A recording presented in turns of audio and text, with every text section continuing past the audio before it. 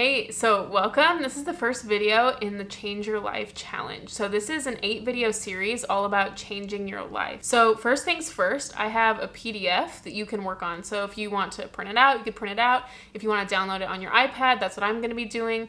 Or if you just want to look at what it looks like, copy it down to a journal, that's totally fine. Any of those work. It's free. It'll just be in the description box. And so it says, throughout this challenge, we're going to help you clarify your ideal life, purpose, and life's work.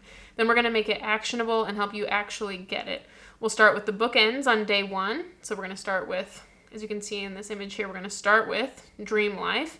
And we're also going to go all the way down to taking the small steps. So we're working on the bookends today. And as we go through the challenge, we'll fill in the gaps. So this challenge was just birthed out of me thinking about the prompt. If my channel got completely deleted, what are the first videos that I would make? It's all of the best tips. I have consumed so much content, some of my own ideas, some of other people's ideas, and this is kind of everything that I've learned about creating your ideal life and creating your dream life, and I just want to give that away to other people. Okay, so let's get started on day 1.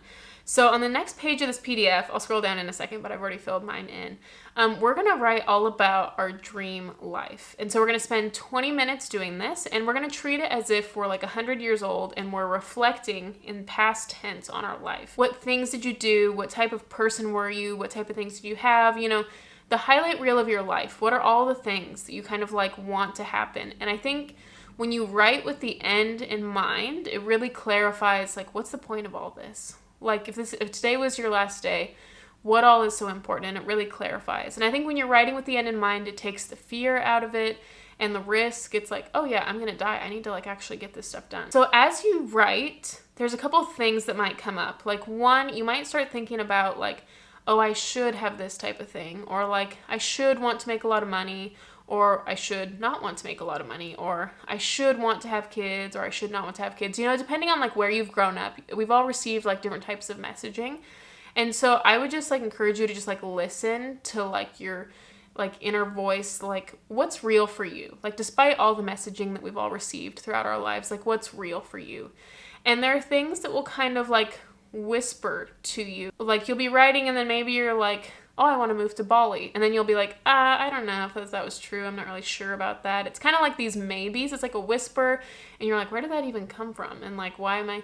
And I would just say it's not permanent, this exercise. And just approach it from a non-judgmental space and to kind of listen to those nudges and those whispers. They might seem really big. They might seem scary. You're not even sure if you even want it, honestly.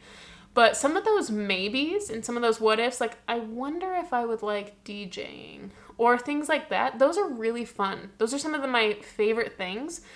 A lot of my favorite things in my life started as, I don't know if I would like that. But there was just kind of this whisper or I'm not the kind of person who does something like that.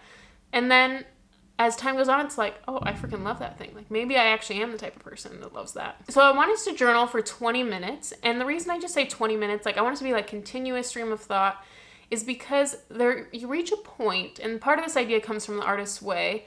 And she talks about there's this clicking point. When you journal about something for 5 minutes, you write kind of all the surface level things, but then you eventually get to this clicking point where some of those subconscious things or some of the what ifs or some things that you've been in the back of your mind have been rolling around, they get brought to the forefront. And that is really impactful when you bring some of those things to the forefront. So yeah, I'll read you mine. I almost didn't want to read you mine, and I was kind of tossing back and forth. And when I got to the bottom of it, the reason I didn't want to read it is because I was this is cringy. And I was just thinking about that word, and I was why do we need another, because that's it's a relatively newer word to my vocabulary in the last couple years. And I was why do we need another word to shame ourselves? Or wow, this is so cringy, or use it for other people. Why do we need another word to criticize other people or ourselves? And I was just thinking a lot of times when you write about your dream life, it probably will seem cringy. It's okay, so I'm cringe. It's that meme, I'm cringe and I am free. It's it's great. It's cringy. Yeah, getting your hopes up and being happy is cringy. Okay, sure, I'll be cringy. Okay, so this is mine. I sang and danced when I felt like it. I wrote music and books and videos and podcasts. I loved San Francisco with all my heart. I had an amazing marriage, a best friend who just gets me. I have friends all over the country and all over the world. I traveled all over. I worked on myself and never shied away from growing or change. I danced often. I lived on a lake and in the city, both parts of my soul expressed. I spent so much of my life in the sun and by the water. I'm happy, I'm joyful, I'm content. Life really gets better and better every year. I loved podcasting and writing books. It's been such a joy to learn for a living. I bike every day, and that's how I know life is good. I've loved being involved at church. It gives me opportunities to speak and sing. I have amazing friends. I love to host dinner parties and murder mystery events. I feel so full of love and good people and good food. I've been loving alone time and meditating. I'm that peaceful sage I always wished I was. I feel calm and grounded and can hold space for people. I love getting so much ocean time and seeing it every day. I have a creative studio space at home, and it feels like everything has fallen into place. Life is good. I can't believe how far I've come. I read every day, dance every day, bike every day. Basically, I love life every day. So yeah, that's that activity. So then once you've done that, what we're going to do is then kind of distill it down. I left more space if you need more space. To distill it down into like what in that vision that we just made, what were kind of the 10 key pieces. So I wrote this as the top 10 puzzle pieces of my life vision are. And then we're kind of chunking them down. So for me, something that kept coming up was outside time. Biking, sunshine, ocean. I spent time in the sun. I felt joyful, peaceful, zen, like a sage. That was definitely a quality that I felt like I was trying to express in there. I learned daily through reading or podcasts. I create in many different forms, YouTube, writing, podcasts, music. I initiate new things, dinner parties, events. I have many deep relationships, Garrett, friends. I allowed myself to be free, music, dancing, singing. I grow and change, and I welcome that. I'm grateful in life's little luxuries. I do what lights me up, and that brings light to others. So that is the end. That's kind of the end in mind. And so now we're going to go back to, the beginning. Because sometimes when you have the end in mind, sometimes that's really overwhelming to me. It's like, wow, there's a lot that needs to get done and it's not done. And I've tried all sorts of different things. Lots of different books have recommended like you write out your life vision and you put it on a mirror. And I've even like recommended that on the channel. But I think as I've used certain strategies over the long haul, the strategy that's been most helpful for me to stay motivated on the day-to-day grind when it feels like the vision is so far away is writing notes that are motivational to me personally and taping them to the mirror. For some reason, like taping a note to the mirror of like my life vision, like just can seem really daunting. I think over the long term, as I use that strategy, it was. But the strategy of taking motivational quotes, things that motivate me personally, and putting them on my bathroom mirror and reading those every day has been so impactful. That is one thing that helped me get out of depression when I was trying to get out of depression.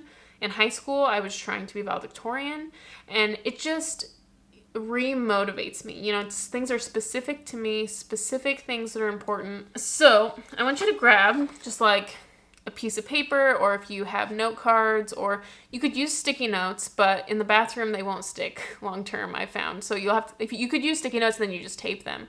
But just like write motivational things. So I've got a couple pages here that I wrote, and then I'm going to cut these out, and then I'm going to tape them to my mirror. And I just think, because there needs to be some sort of emotionally connecting habit that will remind you every day of the bigger vision without feeling like, oh, you're not there yet. Wow, this is so far away. You're never going to get there. But something that like actually helps you, like, okay, we have this mountain to climb. Okay, it's a 20-mile hike up a mountain, and you need some way to stay motivated. Like, what do I need to do today? I need to take one step. Okay? One more step. And you can't do that if you feel like shame, or it's so far, or you're never going to do it. And so like as we go through this series, this is like the mountain that we're climbing. In order to get up the mountain, you need to be able to take the small steps and have the motivation. In the next video challenge, we're going to talk about the thread that weaves throughout this whole mountain, and that's kind of your why or your purpose, or out of all these things, like which ones are actually the meaningful ones and why did you want to do them, and really kind of delving into like purpose and your life's work and meaning. So that's what we're going to do in the next video. I'll see you in the next one. Do this exercise first, and then I'll see you in the next one.